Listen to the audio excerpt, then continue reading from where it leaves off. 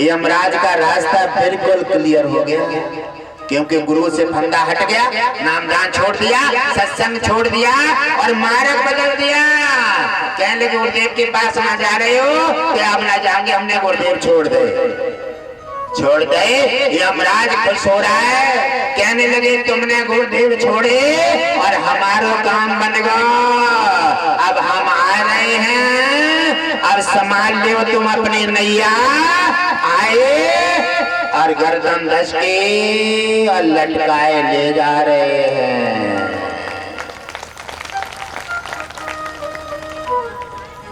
तो यमराज में जब तक तुम गुरु के आदेश का पालन करते रहोगे तब तक चिंता मत करो, यमराज का बस नहीं है। और यमराज भी पहले गुरु से हटाने का प्रयास करता है, और जब हट जाते हैं गुरु से तब के बाद यमराज अपना अधिकार बनाता है। तुम्हारे जीवन में हर तरह का जहर घोर करके और सारा मामला बिगाड़ करके अपना काम बना करके ले जाता है।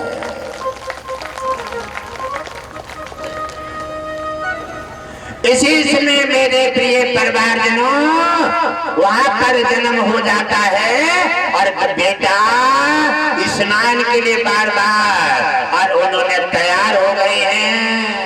कहने लगे चलो किनारे पे बैठ के नहा ली। घर के सोच लेते ना कि गहरे जल में ना को आए, गहरे जल में जाए ही ना तो हमारो क्या करे ना का। जा करके पहुंचे और किनारे पे स्नान करने का कमंडल उठाया। कहने लगे जब काल देवता तुम्हारे संग है, आप कौन समझ सकते हो, वो तो हर रूप धारण कर लेता है।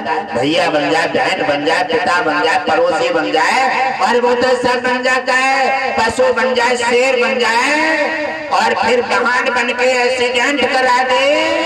वो तो अलग ही अलग लीला है। इन चीजों से बचना है तो गुरु के आदेश का पालन करते रहो, भजन श्रद्धा भक्ति भाव से करते रहो। यमराज के हर मार से और इसके शैतानी से बचे रहोगे, तुम्हारी रक्षा होती रहेगी और तुम्हारे जीवन में बहार आती रहेगी।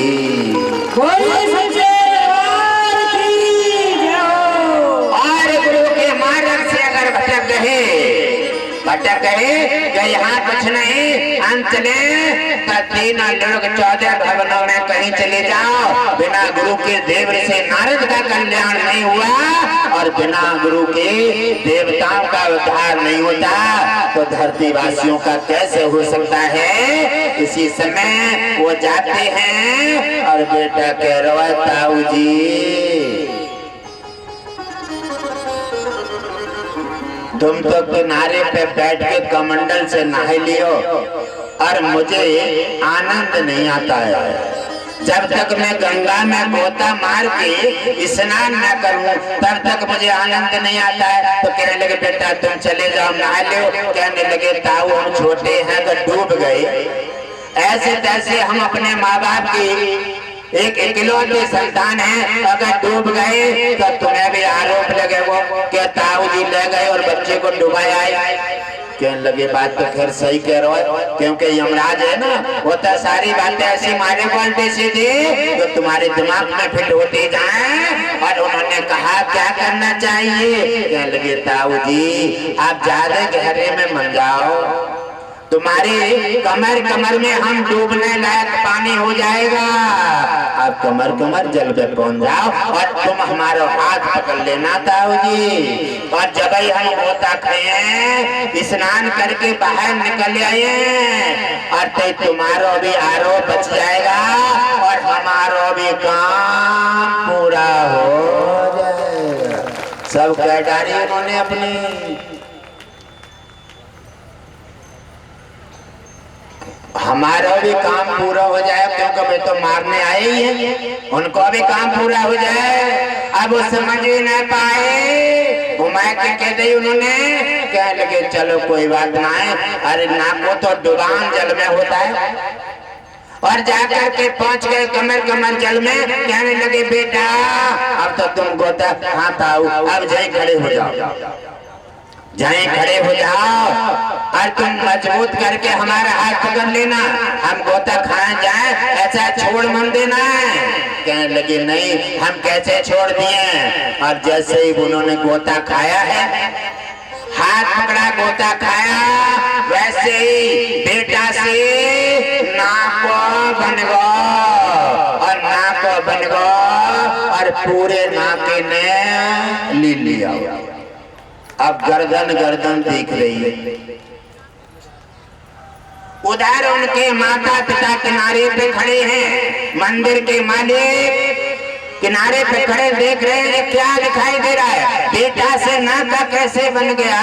तो कह रहे हैं हम तभी तो गंगा स्नान को आए ना रहे, हमें सब पहले ही बताए थे, इसलिए आ नहीं रहते। लेकिन क्या करें, काल देवता पीछे पड़ा हुआ है, इससे बच कैसे सकते हैं। और बात यह है, इसकी अच्छाई के साथ बुराई जुड़ी है, बुराई के साथ अच्छाई। हमारे सहारे तुम्हारा निर्वंशी का आरोप छूटना था, तो तुम्हें थोड़े दिन के लिए सुख मिल गया और संतान प्राप्त हो गई। और ये हमारा काल था, इसमें आकर के हमारी मृत्यु कर ले और तुम्हारा आरोप छुड़ा दिया। दोनों कार पूरा करके और उन्हें लीन लेता है और वो सेठानी रोते चिल्लाते अपने घर चले जाते हैं। तो कितनी भी होशियारी करो, तुम्हारी न आज चली है और न कल चलेगी। आप होशियारी कितने करो, आप दिमागदार कितने बनो, चलिए है गुरु की और भगवान की और लास्ट में फिर यमराज की। ये क्यों लेखा जोखा है, इसलिए हमेशा वो बंधन में डाल देता है। और जब तुम अपना दिमाग होशियारी में चलाना शुरू कर देते हो तो गुरु अपनी डोरी को पीछे खींच लेता है और जैसे डोरी खींचे और तुम नीचे चले जाते हो, ऐसे ही दामन छूट जाता है और सारा माहौल बना हुआ बिगड़ जाता है। इसलिए मेरे परिवारजनों, संसार जीवन एक ऐसा मार्ग है, इसको संभाल करके चलाओ, क्योंकि ये जीवन नैया है, ये बड़ा कठिन पंथ है, ये तुम्हारे हाथ में नहीं है। इसलिए गुरुदेव बार बार कहते हैं भगवान ने तो तुम्हें बनाकर धरती पर भेजा है और गुरुदेव के हाथ में बागडोर दे करके धरती पर उतारा है। इसलिए साधु संत महापुरुषों ने जगह जगह अपना योगदान दे करके तुम्हारे जीवन में बाहर लाए हैं, कल्याण किए हैं और कल्याण करते रहेंगे।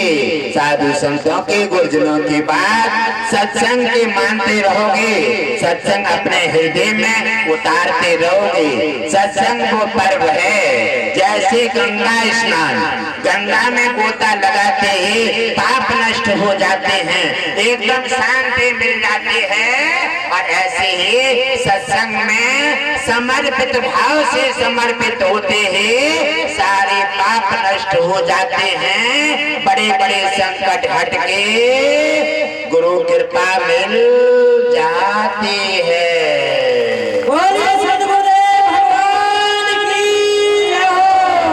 हे मेरे परिवारजनों, अगर इन चीजों को समझ करके और हम अपने को संभाल लें तो महत्वपूर्ण जीवन है।